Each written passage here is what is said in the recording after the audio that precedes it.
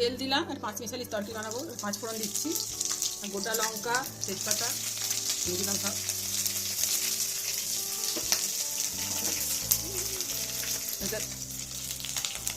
উচ্চলাটা নুন দিয়ে দিলাম। ওকে রান্না হচ্ছে 5 মিশালি তরকারি। এই জলের মধ্যে সব 3-4 বার ধুয়ে নিয়েছি ভালো করে, তারপরে এরপরে তেলে দিচ্ছি তরকারিটা।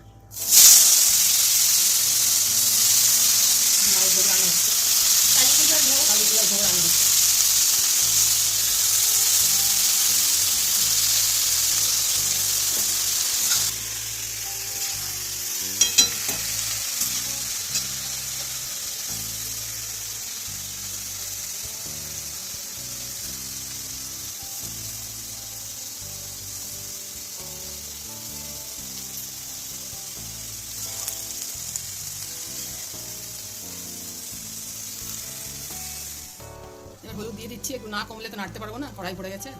হলুদ দিয়ে দিলাম, একটু লঙ্কার গুঁড়ো দেবো, লঙ্কার গুঁড়ো দিয়ে দিচ্ছি। এবার একটু কমবে, তারপরে এটা নাড়াচাড়া করবো। হয়ে গেছে 5 মিশালি তরকারিটা।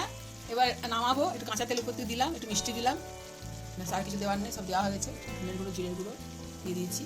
এটা ঠাকুরের ভোগ তো, আপনারা সারপ্রাইজ করবেন, যদি ভালো লাগে তো লাইক করবেন।